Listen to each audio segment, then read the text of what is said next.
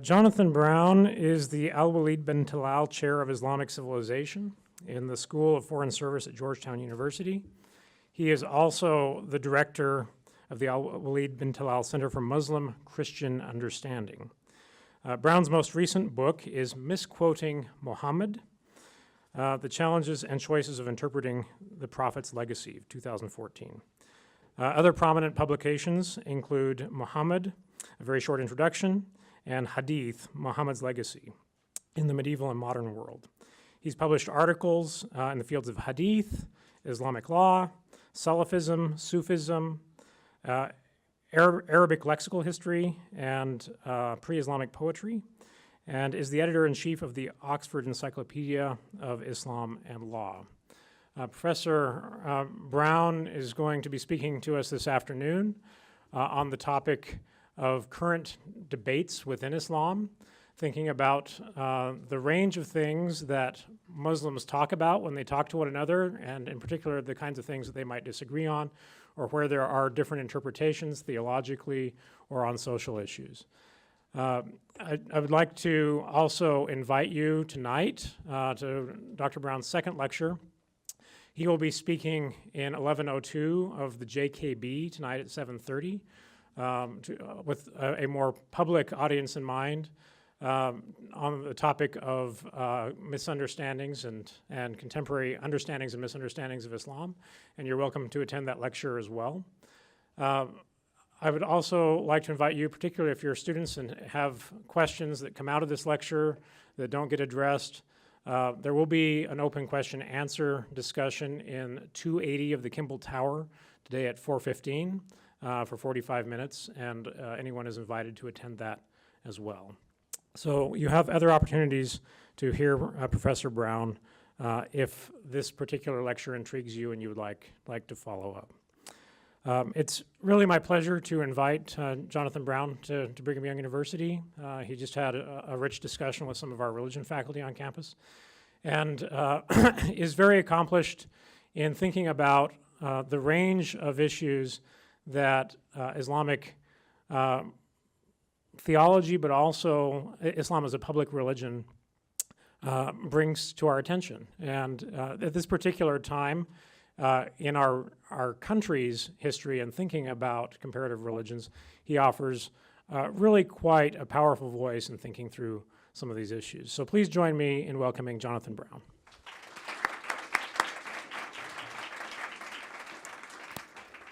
And I'm just going to mention that we are going to go until 2:30 today. Professor Brown's remarks will stop before that, and there will be time for question and answer. We have a mic here, and we'd invite you, if you have questions after the lecture, to come up to the mic, and please state your name, what you're studying or your affiliation, and then ask your question. Thank you. All right. Thanks so much for inviting me. It's really, getting to come to a new place, especially a place as beautiful as this, and meet people who are so interested in the subject. It's a privilege and honor, and I'm very grateful for it. I wrote this talk and the talk for later tonight. I think this one's like a little bit more political. Maybe the one tonight is a little bit more general, but I think that's, I did that because this audience is, I think, maybe a little bit more specialized than a general audience. And when you look at the root of a lot of Muslim discussions, debates within Islam, politics in the largest sense is really behind a lot of it. So I think that's why I chose to focus on that. Okay, all right. So first, two big questions I want you to keep in mind, because a lot of your students are used to thinking about questions. Two big questions to keep in mind. Is Islam a vehicle for the powerful or for the powerless? To avoid being too biased in that, because you know which side you want to be on that side, right? Is Islam a force for stability, the status quo, or a revolution, a challenge to the status quo? These are two. That's a big question number one. Big question number two. This might sound familiar to you. Is modernity / westernization / secularization a linear destiny, or is it a choice? These two questions drive a lot of kind of Islamic discourse, debate amongst Muslims, between Muslims, around Muslims. Third, I just want you to think about cycles of submission and resistance. Cycles of submission and resistance as I go through my talk today, inshallah. Okay. But of course, also as young budding scholars, if I say current debates within Islam is the title, what's the first thing I have to do? What's this Islam we're talking about? Is it a religion? Is it a place? Is it a group of people? Is it a civilization? Is it a culture? When I'm going to be talking about Islam as the high tradition, high religious tradition of Islam, a sense of a discourse tradition, a discussion that between people throughout time, based on reference to authoritative texts, authoritative scholars. You might think of it as like a diachronic republic of letters in which minds interact over centuries with one another, over reoccurring or new issues. We're talking about Islam as dogma, spirituality, normative practice. This is both magisterial in that it is a product of scholars who are engaged in intellection and thinking about issues of nature of God, nature of morality, law, right, wrong, communal boundaries, how do you police them, what makes someone a Muslim, what makes someone not Muslim. But it's also eminently worldly. Why? Because these discussions, these magisterial discussions, are constantly influenced by, seeking to influence and engage with political power. They're constantly influenced by and seeking to influence and engage communal identity, and they're obviously constantly influenced by material concerns, wealth, poverty, money, who's got it, who's going to pay you to be a scholar, who has the money to print books and send them out to influence people in another country, et cetera, et cetera. Okay. If we're talking about current debates, we have to look at those events in the past that continue to shape these debates, at least in a really material and proximate sense today. I'm going to talk about just two of those in particular. The first is totally indigenous to the Islamic world and to the Muslim community. The second one is exogenous. The first one is that in the 18th century, the Muslim world is seized by a series of extremely influential, powerful movements of revival and reform. 18th century movements of revival and reform. You might say to yourself, I haven't heard of any of these 18th century movements of revival and reform. What are you talking about? They're supposedly so influential. You've heard of one of them. It's called the Wahhabi Movement. They don't like to call themselves that, but historians, we can talk about the Wahhabi Movement, which led to the creation of Saudi Arabia, several Saudi states, including the current one.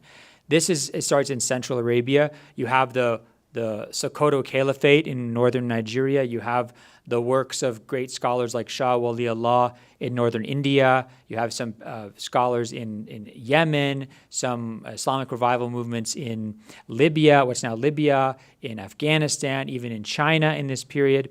And what these movements all generally have in common is the idea that Muslims had gone astray. They had gone astray from the original foundations of their religion and had become decadent, too sucked into other debates and other traditions of knowledge, and they'd lost touch with the original scripture of Islam. This is, in some ways, you could think about it as like a Protestant Reformation moment in Islamic history in the 1700s. These are extremely influential today. Why? Because one of the main debates between two big concepts in Islam continue to this day, and it really begins in the 1700s. And it's the debate between whether or not Muslims should understand their religion by going back to the original scripture, the Quran, and the precedent of the Prophet Muhammad, or whether they can reliably follow those traditions. And here you can think about traditions in the Catholic notion of traditio, capital T, tradition, that body of institutions and knowledge and understanding and convention that is built on top of Scripture, generation after generation, by clerical authorities. So do Muslims go back to the original foundation Scripture, or is it legitimate to follow this tradition with a capital T? And you can see this most clearly in debate between what we call Salafis, or people who believe that Islam should be understood by going back to those original scriptures, or this strain in Islamic thought that Salafis are often very skeptical and critical of, which is Sufism, or the Islamic mystical tradition that has in it a lot of popular religious practices that were legitimated by that tradition with a capital T, but which are very, let's say, not necessarily clearly rooted in the Quran and the Sunnah of the Prophet. Things like visiting the graves of saints, or belonging to a Sufi order with a clear hierarchy of teacher and student, and engaged in certain types of prayer. Like, everyone's seen the whirling dervishes? Everyone knows what this is, a Sufi order. So the Prophet Muhammad never whirled around like this. And Muslims are supposed to follow the Prophet Muhammad when it comes to how they worship. So is it legitimate for Muslims to engage in this kind of whirling as part of their worship or not? This is a big tension in the Islamic world that goes back to these 18th century movements of revival and reform. Revival is a tiger. I call it the revival tiger. I came up with that for this talk, so it's not like I was in the airport. I thought of this. The revival tiger. So revival is a powerful force. When you get people who want to revive their religion, who want to go back to the foundations, who want to re-empower it, go back to its original true nature, that's great. It's wonderful. It's also very dangerous, because that kind of zealotry can go out of control. And then the question is, who controls it? Who gets to try and control it? How do you control it? It's like a tiger. Powerful, beautiful, but how do you control the tiger? It also, along those lines, who are the Muslim scholars, the Muslim clergy who is legitimate in trying to control and channel this energy? Are they the scholars who embody this revivalist spirit? Or are they the scholars who work for the different states that are trying to use or control it? A third consequence of these 18th century revival and reform movements is intensified Sunni-Shiite tensions. Sunni-Shiite split goes back to the very beginning of Islam, but at various times in history it's flared up in at times and places. But since its 18th century revival and reform movements, it's become something that had become more virulent. And that's something you see even today. Okay. The second, exogenous force. That's internal to the Muslim world. These 18th century movements of revival and reform occur before and apart from the colonial encounter. The second exogenous force is colonialism. The military, political, and eventually legal and cultural domination of the almost entire Muslim world by Western European powers. First, sometimes directly, indirectly, then indirectly again through multilateral organizations, through neoliberal economic regimes, through the globalization of Western culture. This is extremely important because it leads to the tension over whether or not Muslims are being authentically Muslim or not. When they drink Coca-Cola, when they wear a tie, when they come and study in BYU, when they follow a law code in their native country that isn't based on the Quran and the Sunnah. Are they really being Muslims or not? A couple of major consequences. The first is Islamism. Islamism is not a dirty word, I don't think. Okay. Islamism means Muslims who see Islam, their religion, that main unifying idiom of their society prior to the colonial encounter. They see Islam as the idea and the concept that should unify them and drive them in political and social resistance. Whether it's political and social resistance to the colonizer, to the other, or whether it's political and social resistance to the regime that has been put in place and supported in their country by that foreign power. What does Islamism roughly aim at? It aims at Muslims becoming, charting their own destiny and achieving parity with the West. Achieving parity with the West. Not parity like, I don't know, The Daily Show, is that parody? I don't know. Not that kind of parity, not parody, parity. The second major consequence of the colonial encounter and colonialism is that Westernization and westernized elites raise religious questions. So, Americans can sit and debate about whether or not we should be traditional or modern, liberal or conservative, but we're all Americans. Right? We're all kind of on equal footing in this sense. For Muslims, this debate takes place as one between Muslims and their colonial/imperial dominators, or between the westernized or modernized elites in Muslim countries and other parts of the society. So it's actually a debate about power. And so whether it's about gender, should women wear a hijab or not? Should men wear a tie or not? Should I have a beard or not? These aren't questions of grooming or of dress. They're questions about power. Who determines what the cultural norms are? Who determines what the way that people should dress is? What's the default assumption about how people should dress? Why is it Western dress and not Chinese dress or Muslim dress? These, especially questions of gender, are impossible to have amongst Muslims. They're impossible to have separated from questions of power.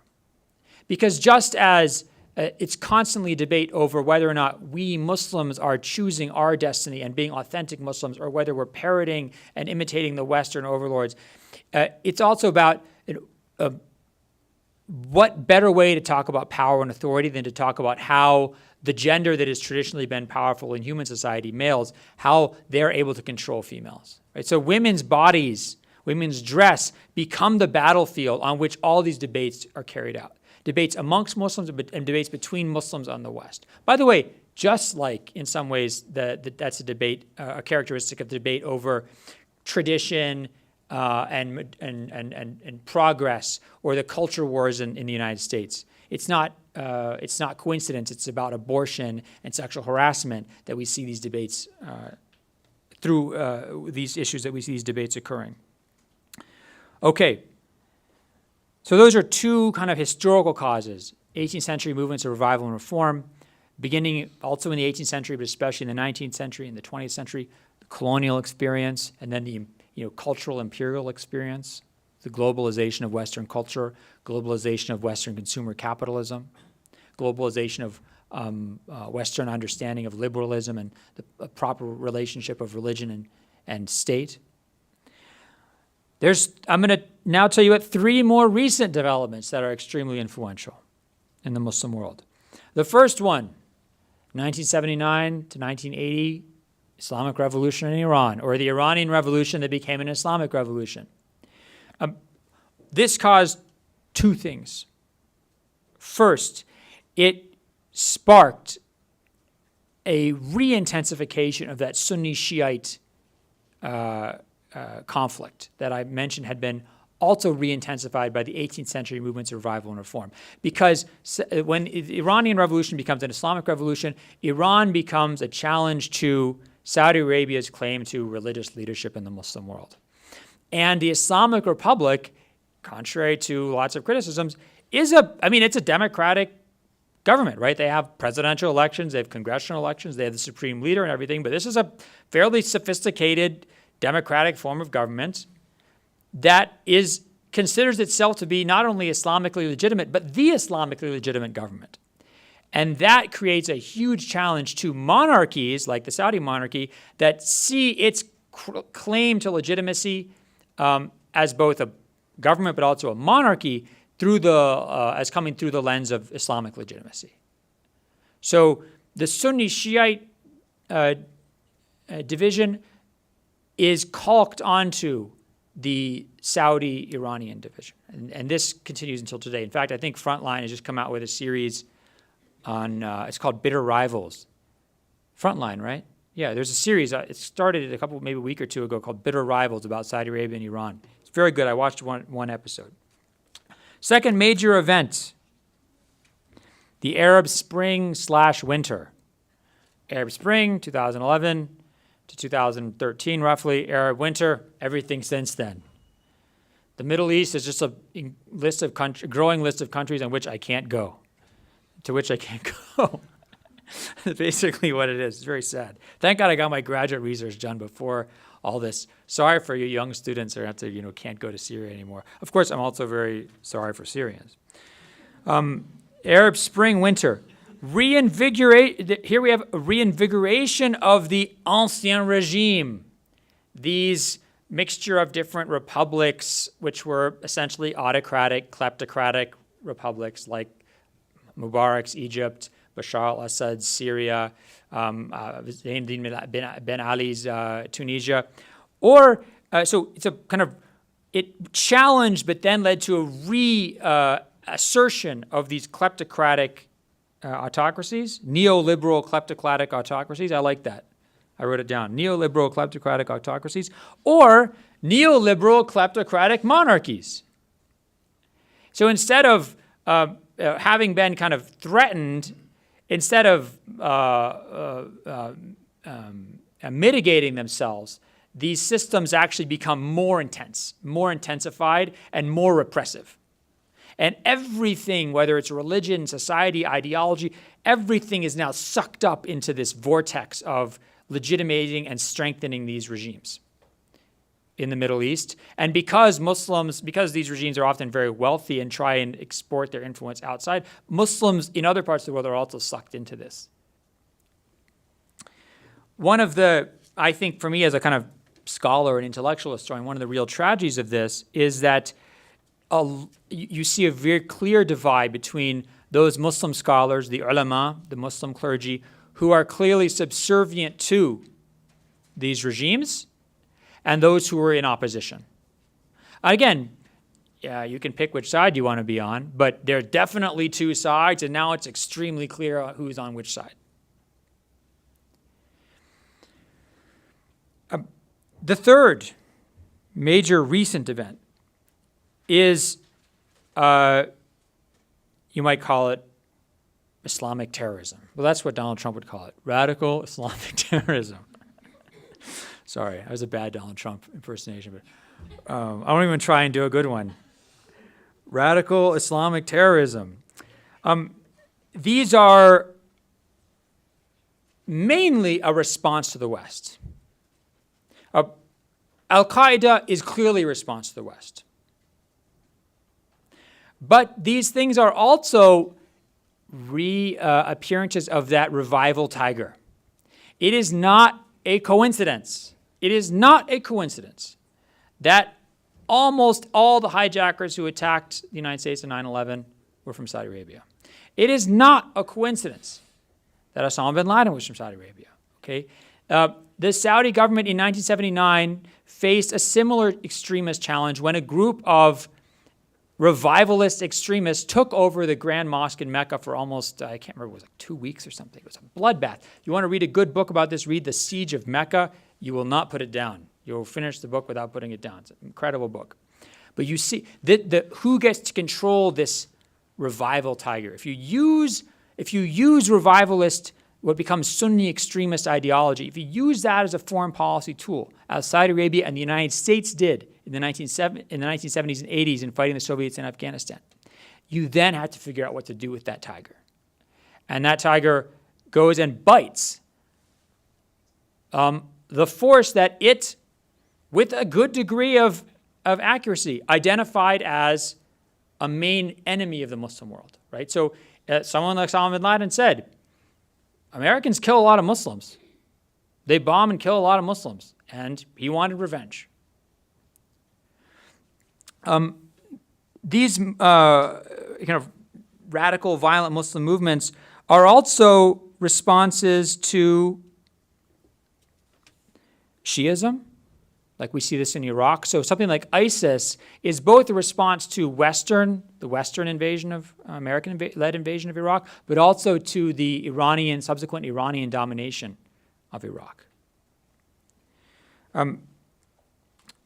This all raises an important question.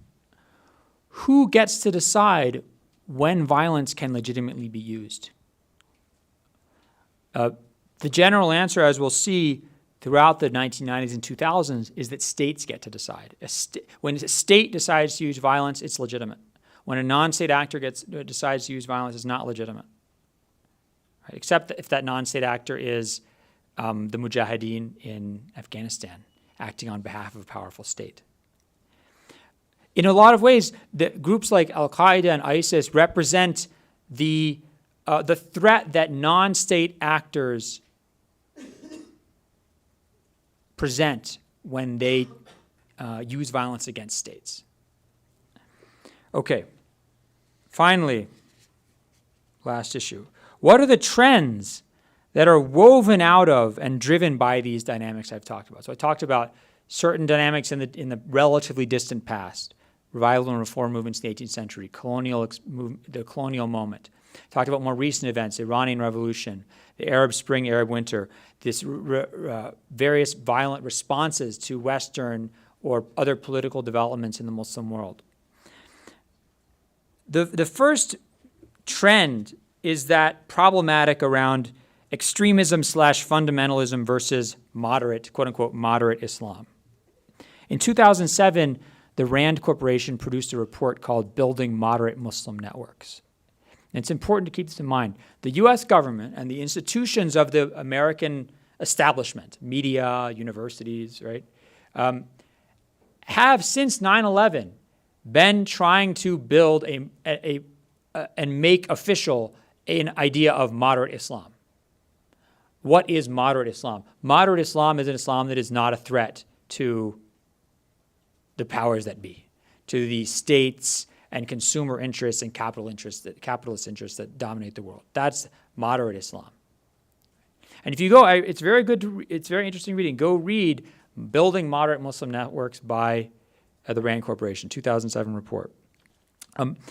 It's important to remember that going back to the mid-20th century, various movements that had risen in resistance to colonialism or imperialism, for example, the Muslim Brotherhood in Egypt in the 1920s, 30s, and 40s, the Iranian Revolution, they're always called by both the regimes in those countries, the Al-Qaeda regimes in those countries, and by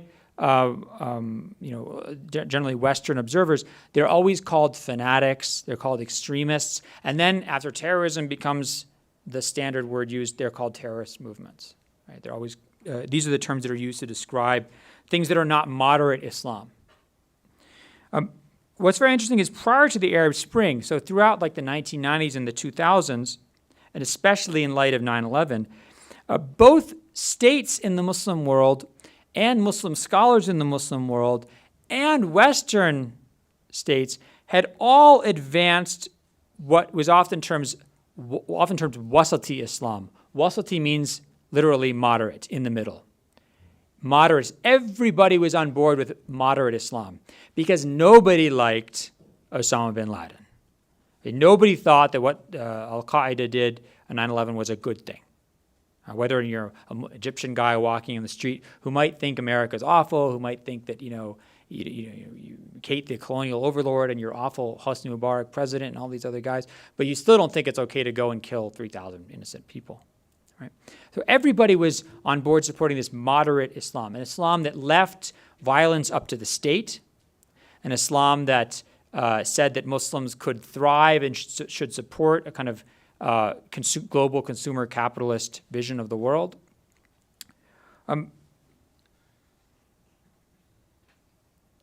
So since the 1980s, there had been really a truce in a lot of ways between Islamist movements like the Muslim Brotherhood in Egypt or Islamic movements in Iran in Iraq. There'd been a truce between some of these, let's say, anti-Western elite movements in Muslim countries and those governments.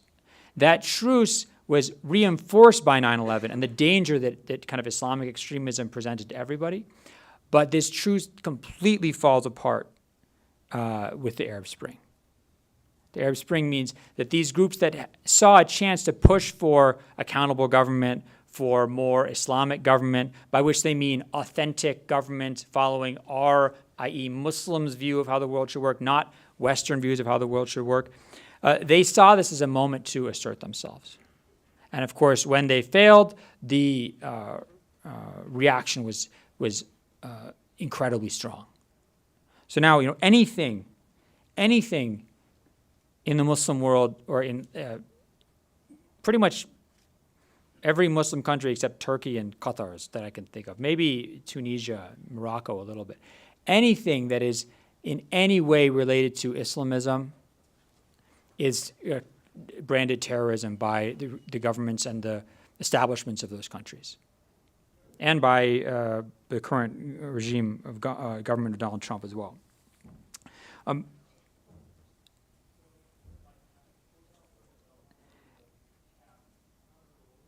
Another kind of manifestation of this extremism is obviously ISIS, which is an example of, as I said, anti-Western violence, but it's also an example of the poison, the sectarian poison that came out of the Saudi Arabia-Iran rivalry. So ISIS is a creation, a product of the Saudi Arabia and the Gulf states stoking Sunni extremism, the Sunni revivalist tiger in Iraq, to counteract Iranian influence in Iraq. And the monstrosity that was ISIS is a product of this.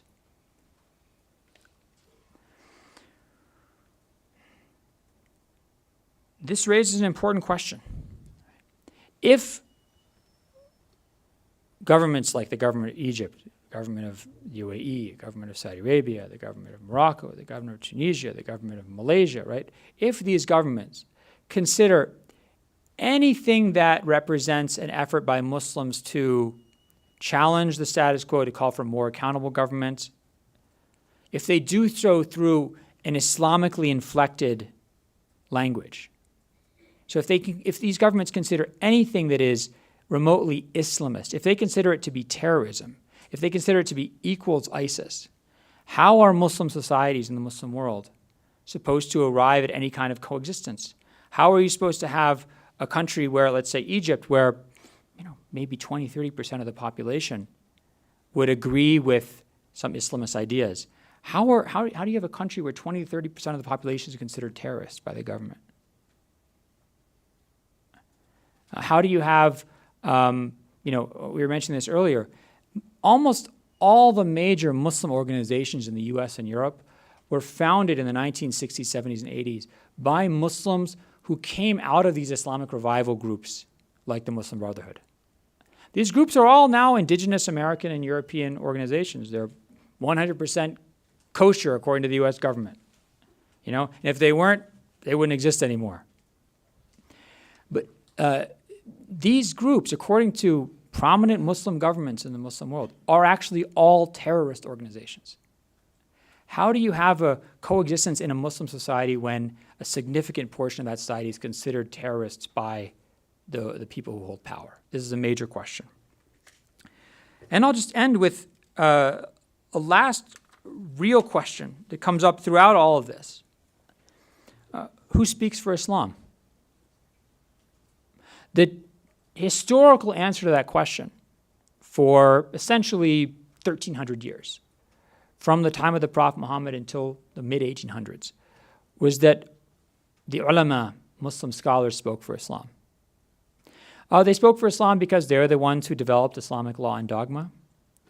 And they spoke for Islam because states were simply not robust enough or powerful enough to really define religion. This is, by the way, true not just in the Muslim world, but in the entire world. Until the advent of modernity, until railroads and telegraphs and bureaucracies and salaries and paper, copy machines and all this stuff, and CCTV, governments had relatively little means to define what religion was, especially across a vast geographic and temporal expanse like the Muslim world. It was Muslim scholars who defined what the clergy, the Muslim clergy, the traditional Muslim clergy, that defined what Islam was.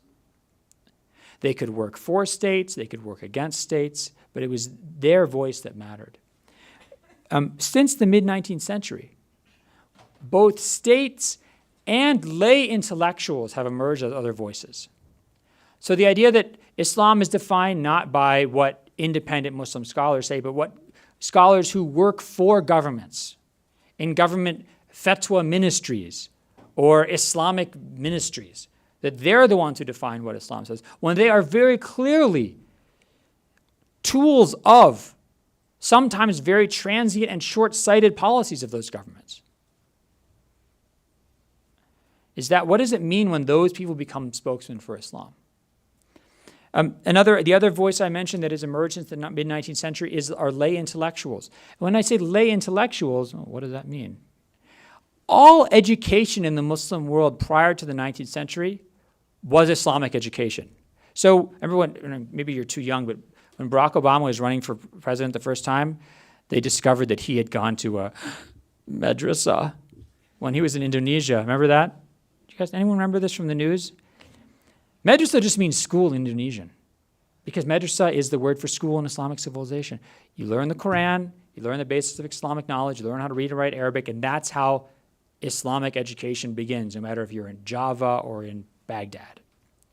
In the mid-19th century, Muslim countries begin building universities along European models, with scholars who are literature scholars, scholars of law in the European sense, scholars of history or theology in the European sense. And these people who are, certainly after the early period, not trained in the classical Islamic sciences, they also begin to give their opinion about what Islam is. What should Muslims believe? What can Muslims do? How do Muslims deal with modernity? How do Muslims deal with the West? And because their voices are often favored or in concert with modern or Western voices, they are favored by not only globally, but also by the increasingly westernizing regimes of their states. So who speaks for Islam today? Is it ulama, scholars who are calling for Islam as a revolutionary force or a force that threatens the status quo, challenges the status quo? Or is it classical Muslim scholars who work for those governments and for the status quo, even though that status quo is clearly oppressive, clearly undemocratic, clearly sometimes just totally irrational? Or is it lay Muslim scholars, both in the Muslim world but also Muslims in the West?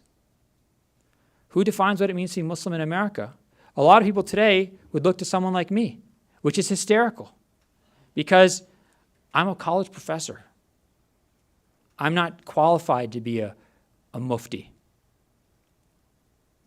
But the fact that some Muslims would look to someone like me in the West goes to show the power that the Western institutions have, even in the Muslim world.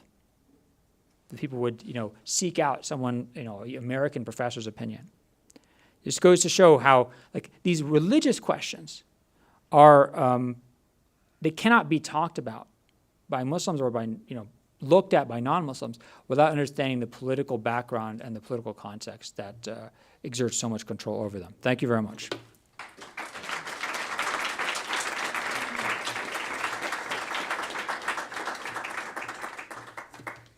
Questions, comments, fruit to be thrown? No, I was told that the students here do not take an adversarial posture or something like that. But be adversarial. I'm fine. I'm used to it. Yes? So you mentioned your graduate work in Syria, and I was just curious if you could be willing to kind of share with us. Well, that was interesting to latch onto in the talk, but I'll answer your question.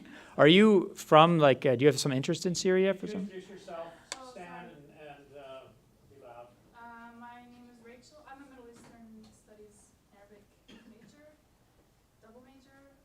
I'm not from the Middle East, but I've been there and really liked it there. Well, yeah, so I just did research in Syria. I spent a summer there doing manuscript research in 2005, but I also was eating a lot of fruit, and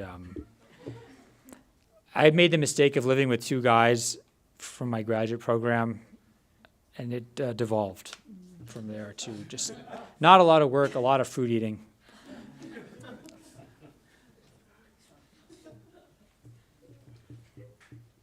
And if you'd be willing to come up and use the mic, that will allow us to pick it up. Leave the mic on this side.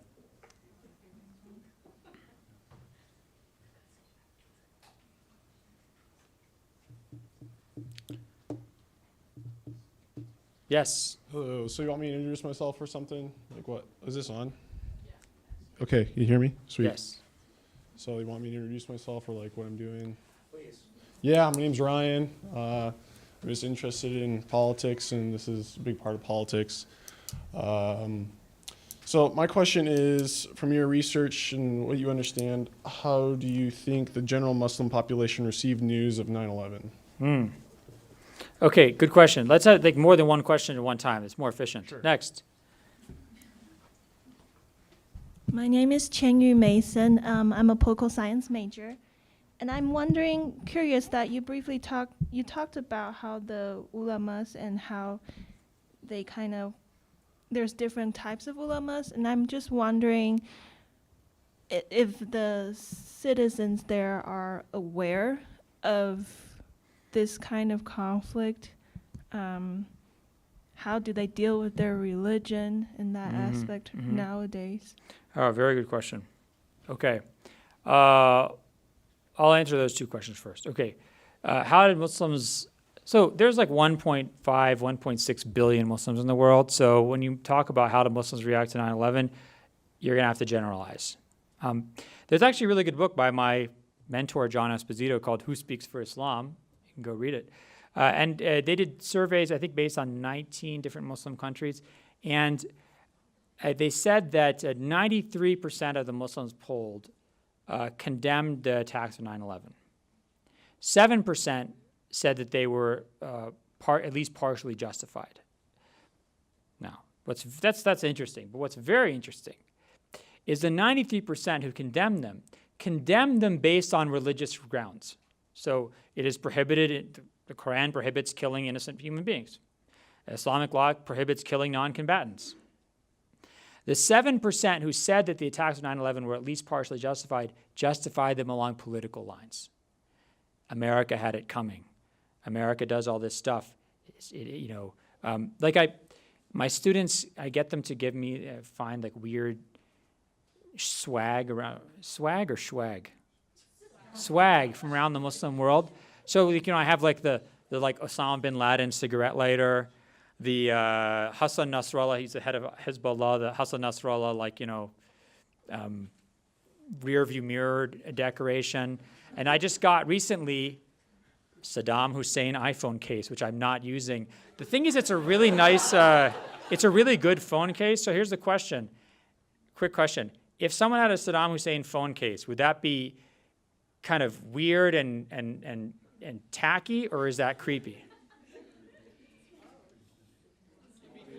Oh, you guys don't even have opinions on this. So why would why would someone have an Osama bin Laden cigarette lighter or a Saddam Hussein phone case?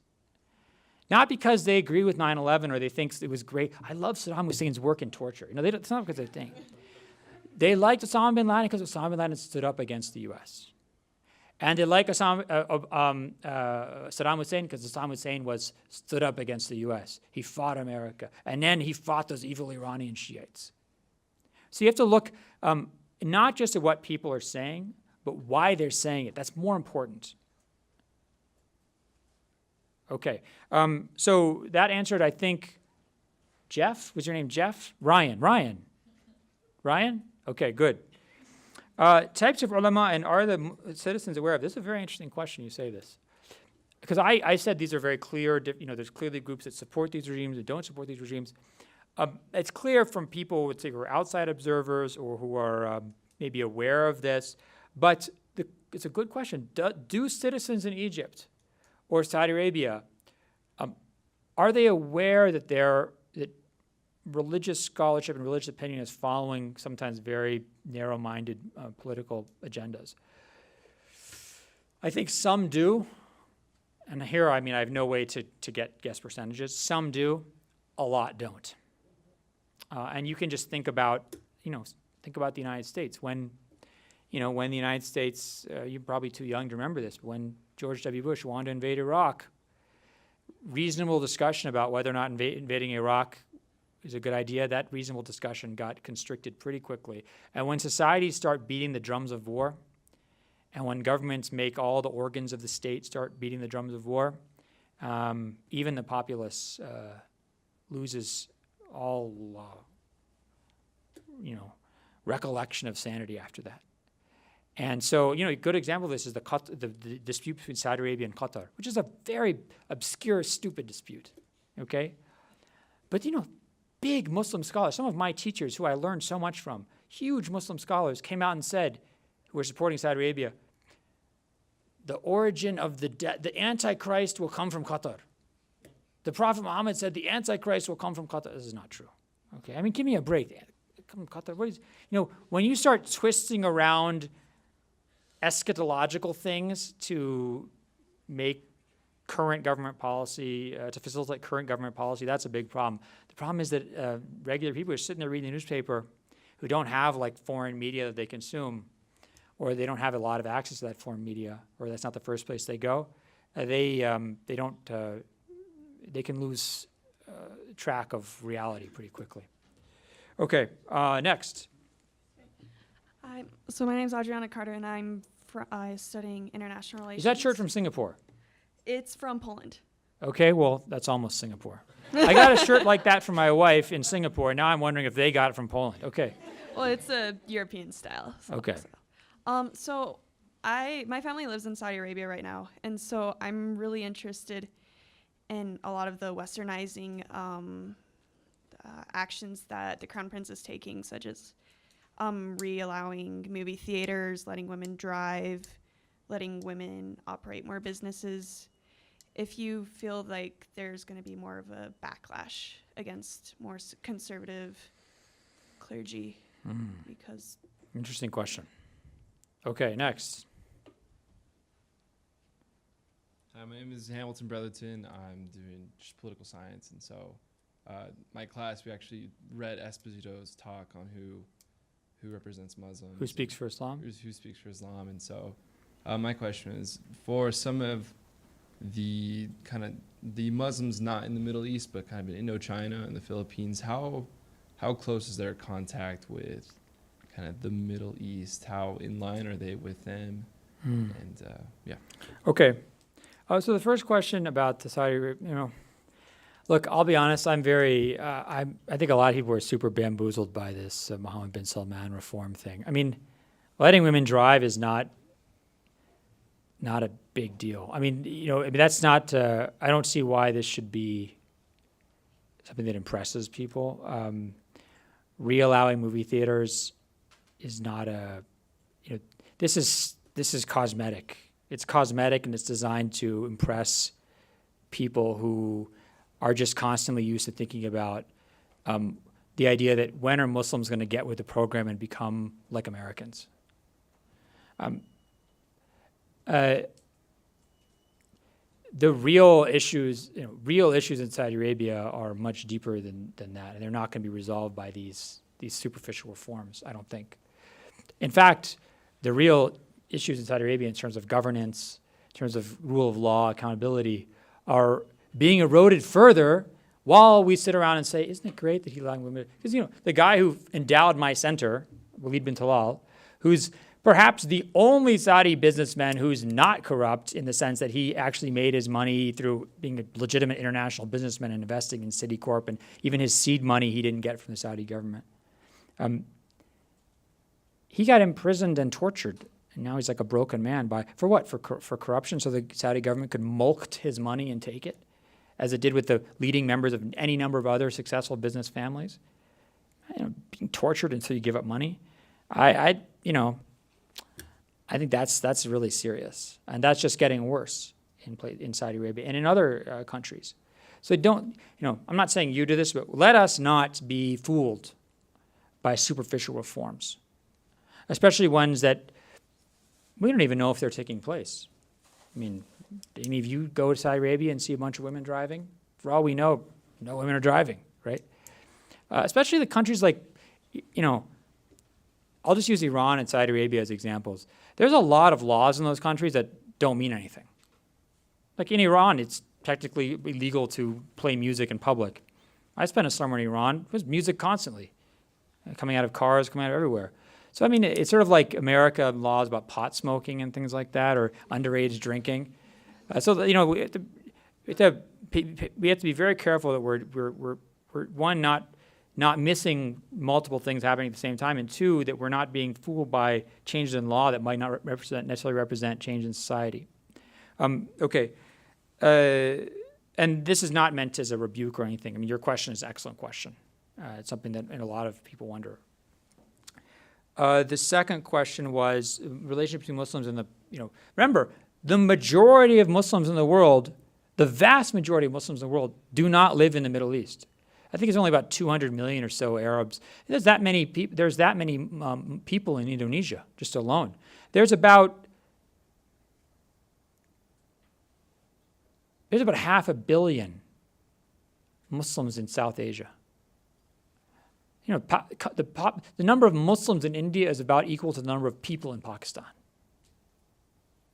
You're talking about more than 500 million Muslims in South Asia. So the Muslim world, the Middle East is, the origins of Islam, but it's not the life or the life of the majority of the world's Muslims. Now, that doesn't mean that they don't have relations, but the funny thing is I actually don't consider myself like a knee-jerk. There's a lot of people who are just like knee-jerk Saudi critics. Like everything they do, it's Saudi Arabia's fault. Maybe from my answers to questions that I seem like I'm doing that, but I'm actually not like that at all. Unfortunately, one of the ways that the Middle East has influenced other parts of the Muslim world, who asked this question? Yes. Well, one of the ways the Middle East has influenced the Muslim world in the past 40 years is through export of political sectarian propaganda. So Saudi Arabia exporting Wahhabi anti-Shiite material, Iranian government exporting pro-revolution, pro-Shiite material. To the extent that, Muslims in America have other things to worry about besides Sunni-Shiite stuff. But sure enough, after 1979, a lot of American Muslim organizations started getting a lot of money from foreign donors if they would absorb and parrot their anti-Shiite propaganda.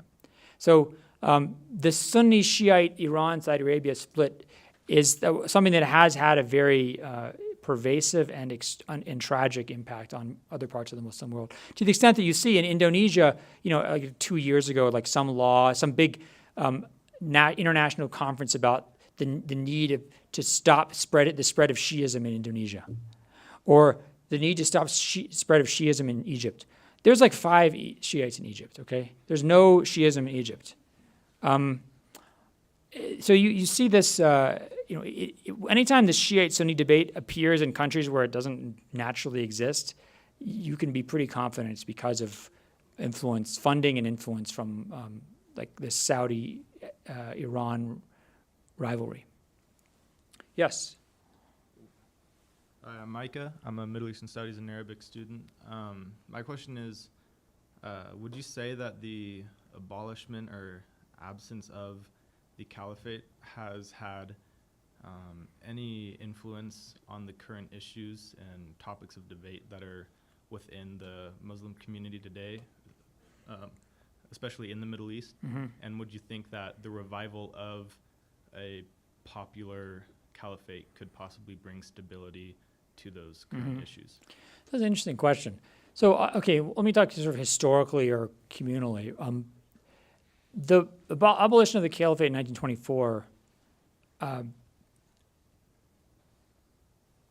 means a lot in terms of what it's a symptom of, the problems it's a symptom of. It doesn't really mean a lot in and of itself. Okay. The caliphate is a symbol for Muslim political autonomy, Muslims controlling their own political destiny, and not being under the boot or control of colonial/Western/imperial powers. That's what the caliphate means, right?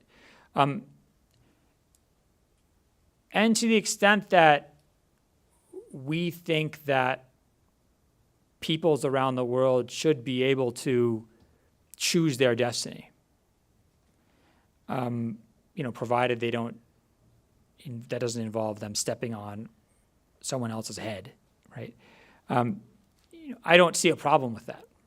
And I don't see anything that's objectionable about that. So calls for the caliphate are really, the caliphate is like a symbol or a synecdoche or a metaphor for Muslim autonomy and control of destiny, control of Muslim destiny. Now, it's ironic, right, that the same people, like, for example, the British government, according to the British government, if you believe in the caliphate, this is a sign of Islamic extremism. And you can be, forwarded to like the PREVENT program in which like British law enforcement will start paying attention to you. Okay, so if I come and start saying, I love the caliphate, what are you guys all going to start saying? Got this guy off stage. Who is this guy, right? But the same forces that consider belief in the caliphate to be suspicious are the same people who say, why isn't there some kind of pope who can make decisions? And why Muslims are so divided? Why can't someone tell Osama bin Laden what he's doing is wrong? Right? Why isn't there some church who can tell him? So, either you want centralized Muslim leadership or you don't want centralized Muslim leadership. If what you want is centralized Muslim leadership who just does whatever you say, well, no, Osama bin Laden's not going to listen to that guy. There's an interesting book called Recalling the Caliphate by a guy named Salman Sayyid. It's a very interesting book. It's a bit wordy, but it's got some excellent ideas in it. One of them is that the caliphate can mean a lot of different things. The caliphate could be like the Catholic Church, where you have a religious figure who's a sort of religious leader of a community, even though he doesn't necessarily have political authority. The caliphate could be a multilateral organization like what already exists, the Islamic Organization of Islamic Conference, the OIC, which is, I think, 54 Muslim states, which has meetings, every couple of years or something. Or it could be like the EU, right? Or it could be one geographical state, which the caliphate hasn't been since, basically the early 800s of the Common Era. So, when we think about what the caliphate could be or should be, we should think about, there's a lot of different options. Some of them a lot less consequential or a lot less threatening to kind of the global status quo than others. Yes? So my name's Ammon Burge. I'm a Middle East Studies and Arabic major. So with that, I know a lot about the Middle East, but I know pretty much nothing about Indonesia. And so with the Muslims in Indonesia being pretty much almost 90% Sunni, are they strongly tied to the way Saudi Arabia views, issues in Islam, these debates that we're talking about in Islam? And are they following what Saudis say? Or as far as who speaks for Islam in Indonesia, do they have their own ulama that are kind of guiding the people in a different direction? And will there be a big split between those two? So there's a lot of different Muslim organizations, Muslim leadership organizations in Indonesia. There's one called the Muhammadiyah organization, which is more like modernist in the sense of kind of Islamic modernism, more looking for ways in which the 19th, early 20th century modernity and Islam are compatible. Another major organization is called Nadwat al-Ulama, which is more like traditional Muslims scholarship, less modernist, but more focused on kind of rural, non-intellectual Southeast Asian Islam. So Shafi'i school of law, traditional Sufi practices, deference to the political authorities, to the Indonesian government. And then you have, especially in Central and Eastern Java, groups and Muslim scholarly centers that are more revivalist in the sense that they absorbed more of. They were not created by Saudi Arabia at all, but they absorbed more of that revivalist energy that I mentioned in that sort of 18th century revival and reform. They absorbed more of that impetus. That would have put them in line with, let's say, Saudi Arabia in the 1980s, but doesn't put them in line with Saudi Arabia today.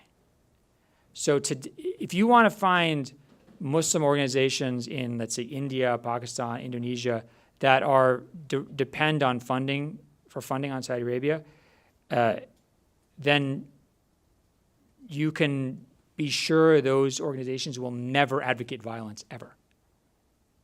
Because the Saudi official ulama deny any legitimate violence except things that are okay by the Saudi government.